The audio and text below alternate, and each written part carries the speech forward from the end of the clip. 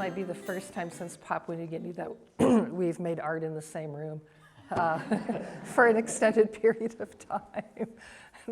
I told Stoney at the very beginning that I said, yeah, I'm kind of reluctant to like hook, like do a joint project with Steve. I mean, we can, but anyway, but Stoney assured me that that we should each just move off in our own directions, which we've really done. So that's kind of how we have approached this residency that's really a one-person residency being shared by two people. And it's been quite wonderful so far. But I want to thank the open air folks, Stoney and Kelly and Addie and Keisha, yeah, who is doing our filming right in front of us right now. It's such a great program, and it's just been such a great addition to the arts in our area.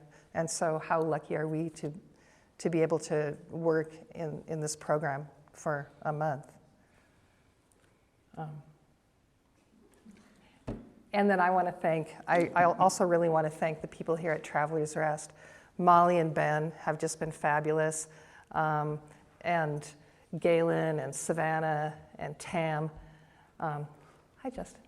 So the people who work here with AmeriCorps, they're just knowledgeable.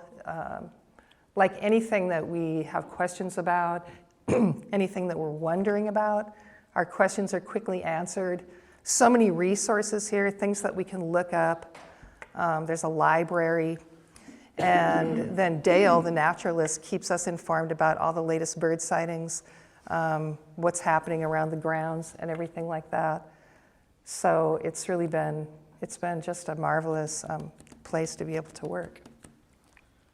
And each day that we've been out, we've taken a walk through the site, either at the beginning of our time or the end of our studio time.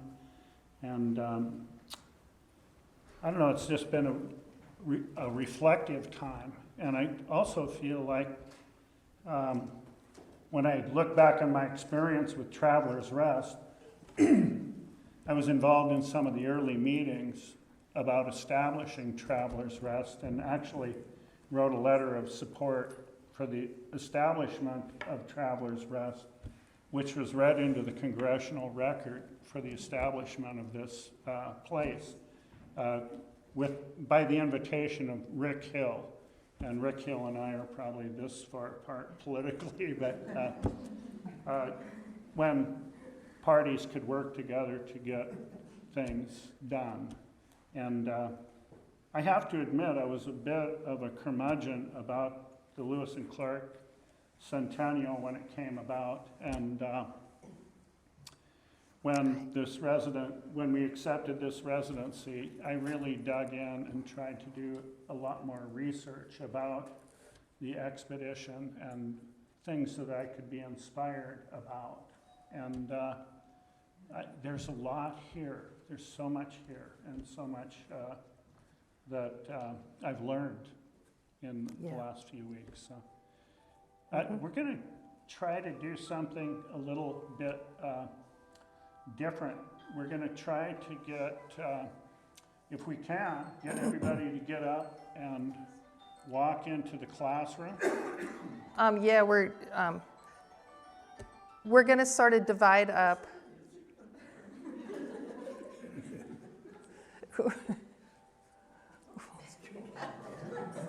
Linda, is that you? Someone's calling you. So the way we're sort of dividing up our presentation, just talking with you guys right here a little bit about what we're up to. And I think we should also say that, so our residency started on April 8th. We had an orientation, and we all came out here. And I want to give just some recognition to our fellow artists, Melissa and Nikki. I think I saw you guys walk in here somewhere. Oh, there you guys are. And then Anteo, who could not be here tonight. But we meet together weekly, and along with Stoney and Kelly. And it's really wonderful to just share together as a group of artists about what we're working on. But we're all pretty new into the residency, so we just started on April 8th for our orientation. And so I think this is only about our 6th day here, perhaps at Travelers Rest. So we're kind of new into it, but we've been able to accomplish quite a bit in the last week and a half. But just to let you guys know, we're just at the start. So we'll see what we have done by May 3rd. It should be a lot more. So anyway, anything else for here? So Steve and I have been working in a studio space back here, and there are kind of a lot of us, but it's better for you guys if you come and see what we've been working on and see some of our processes. It's a little easier for us than just trying to photograph everything and show you like some images. So we're gonna just go next door into the studio space and share about what we've been doing. And then we'll come back in here, and I'm going to do a few songs that I've written while I've in the last week.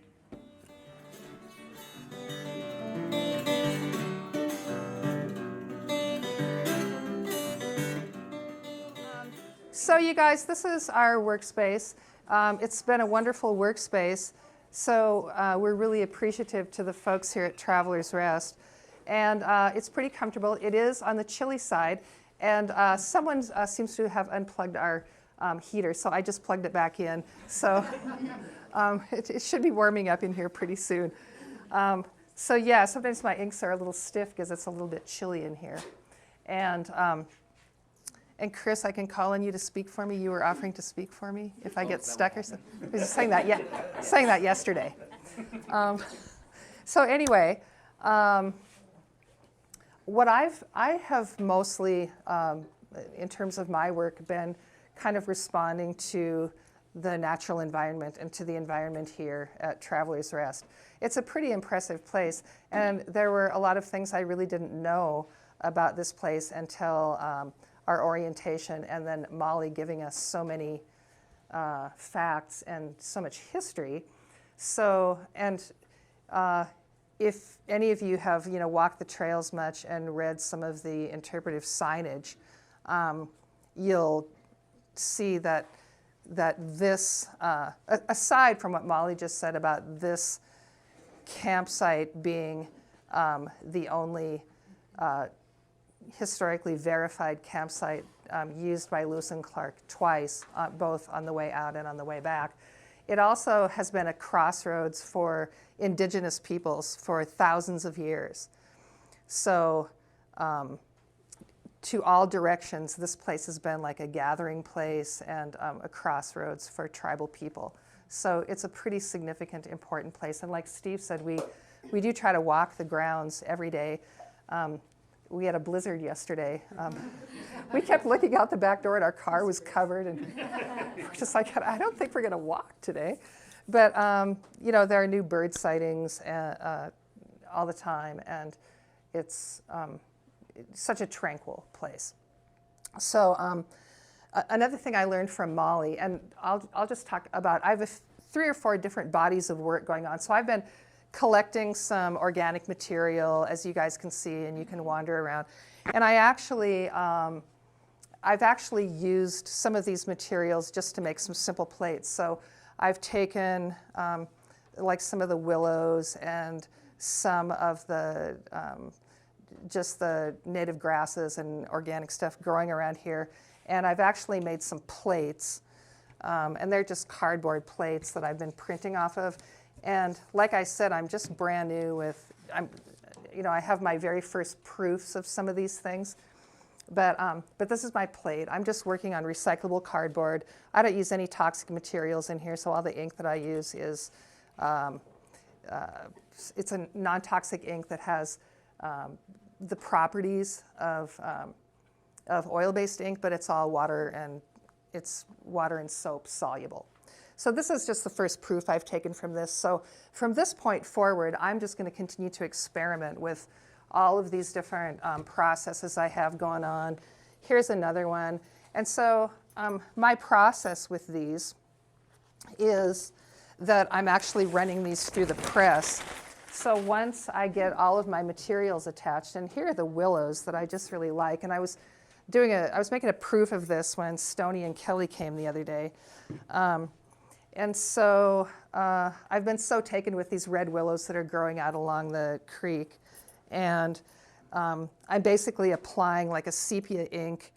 And as with all intaglio processes, it always seems bizarre because you're putting all this ink on and then you spend a whole bunch of time wiping it off. And so what I'm doing is forcing the ink into these crevices, and then here's my really deluxe little soaking tray right here.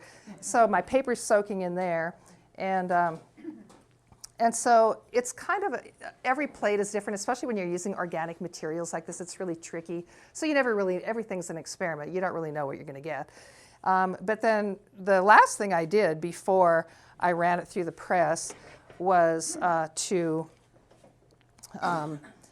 took a brayer of red ink, and then I just rolled up the raised surface so that I would get the willows. And then at that point, I blot my paper, put the paper on, run it through the press, and then so this is what I have so far. But I'm just going to continue working on all of these, just to see what kinds of results that I can get using organic materials. And then another thing that I've done is using pressed styrofoam, which is just such a, I feel guilty working with it. But I've been pressing right here behind Chris. So, we forgot to say, so when we first were trying to figure out how we could work together, kind of identifying an approach for how we wanted to work, we identified 4 different areas. They're points of interest, things that Steve and I were we both went, oh, and we had the same reaction. One was when the day that we arrived and went out to take our walk, we were greeted by a pair of pileated woodpeckers right here. And I mean, we live in the, urban, in the middle of downtown Missoula, so we don't really see pileated woodpeckers unless we go to Greeno Park or something.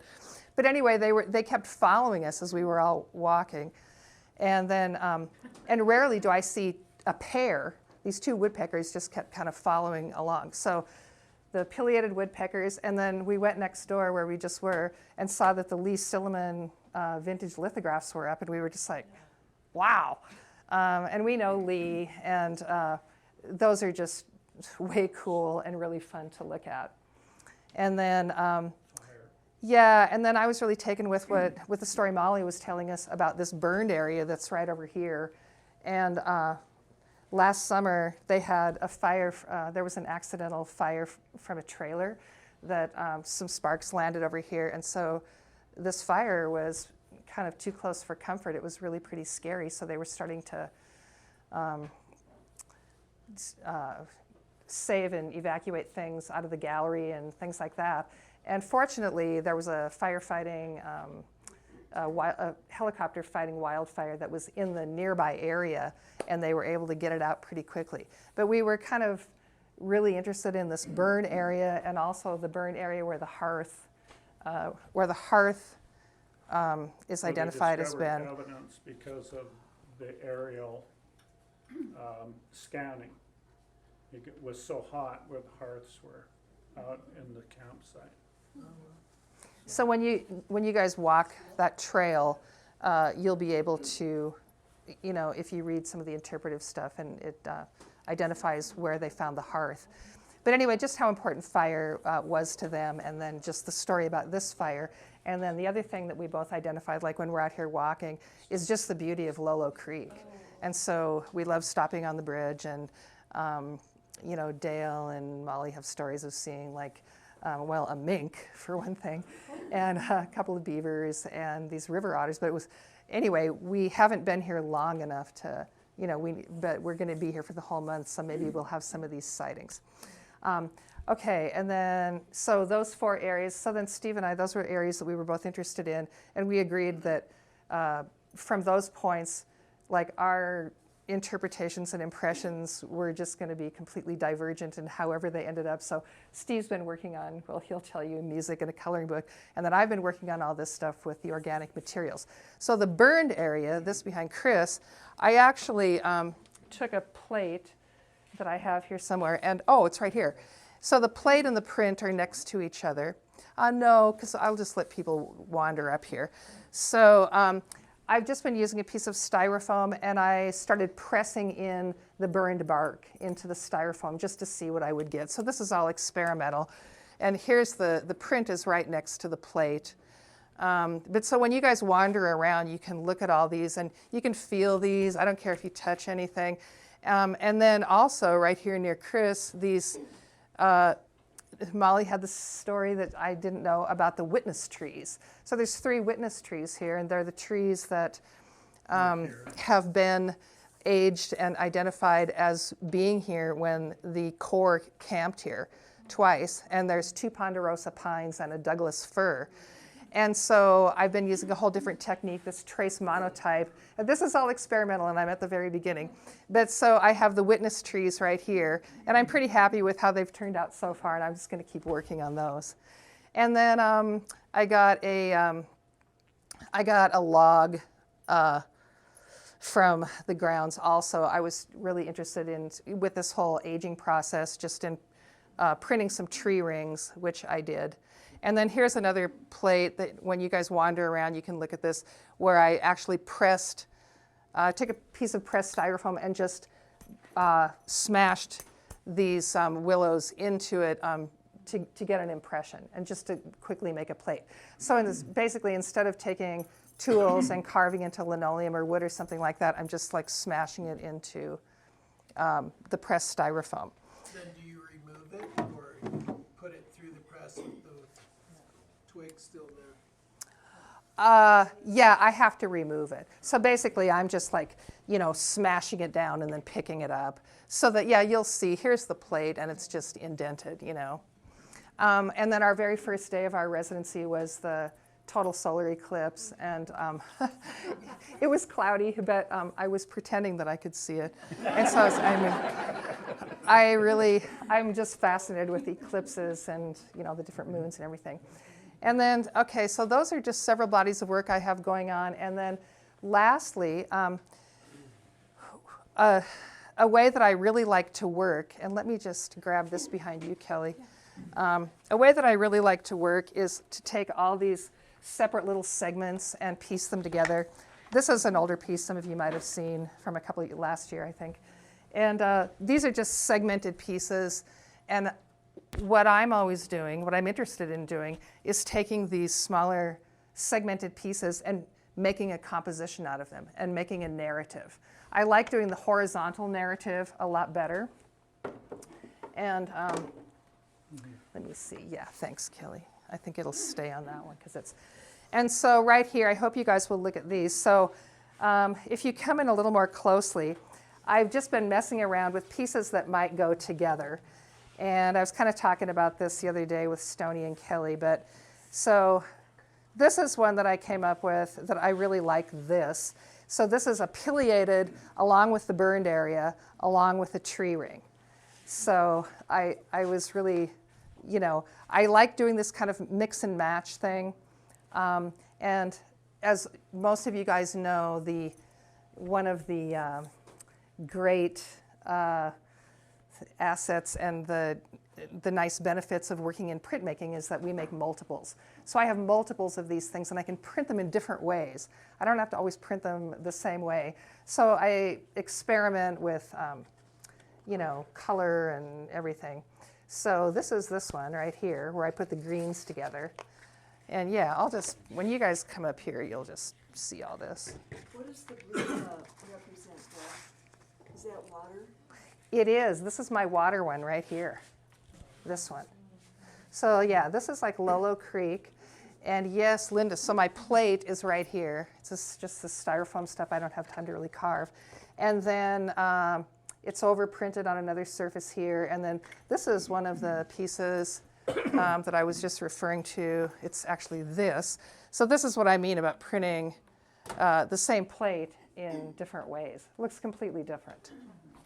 So I combine those, and I combine those, then I combine the green ones. And anyway, so at this point, if you guys want to just look around, wander around the studio, and does anyone have any questions that I can answer right now. What do you glue the sticks on with, on your plate? You know, initially, I'm just using that thick gel medium right there. Oh, okay. And then I do have some glue if I need to. But the gel medium seems to do it. And then before I ink these, I use a poly sealer back there behind Cindy, and it's a non-toxic water-based poly sealer, because otherwise, like this is just matte board and it's so porous it'll just suck up the ink. So I have to put a poly sealer on here so that I can kind of, so that it will accept the ink the way that I want it to. Bev, I just have a comment. I just love how generative you are. I mean, you've been here for a week and a half, and you've filled it all. And I love that you don't let like kind of preciousness of materiality interrupt your ability to just keep moving forward. I feel like that's a thing that can really get in the way of making sometimes. For Which artists. thing can get in the way? Well, just thinking about I'm using styrofoam because I don't have time to carve, and I really yeah. respect that decision. I mean, it's like you understand how much time you have and what it takes to move things along, and I think it's wonderful how much you. I mean, not that it's about quantity, but it's also really neat that you let these little sparks just move your hands and move the process along. So. Well, and I think, there are a lot of artists in this room, and I think everyone would agree that once you have one idea, it generally kind of leads to another, and then you have a way that you might be able to modify something, and yeah. But yeah, thanks for saying that. And we have a long way to go. So, some of these, not everything is a success. Not everything works. I mean, and it is, with Steve and I here, Kate Davis came in the other day and, oh, I forgot, I was supposed to give a shout out to Kate. This is Kate's photograph of her pileateds. But Kate, she's in here for a while, then she just goes, "What do you guys talk about all day long?" And we both, neither of us said anything because we're like, how do you answer that? But it's a lot of, running things by each other. Steve will get something done, or I'll do a certain thing, and then we'll say, "Oh, wow, and have you thought about whatever?" So that's a really nice feature of, working with another artist. Cindy. Do you find that you work differently with this time constraint? Oh, yeah. So how different is your work normally compared to how you're working now, knowing you only have less time now? Well, especially when I saw a poster saying that I had to do a presentation on April 18th. And by the way, April 18th, so a bunch of you guys have been coming in to say happy birthday to me. So I just wanted to, and I want to, I just wanted to dedicate my portion of this talk to my mom, who at age 21 was in a hospital having a baby, which was me, and instead of being out whooping it up. So this is my 6th birthday without my mom, my birthday twin. But I'm just thinking about her today, and for my whole life having my birthday with my mom. So.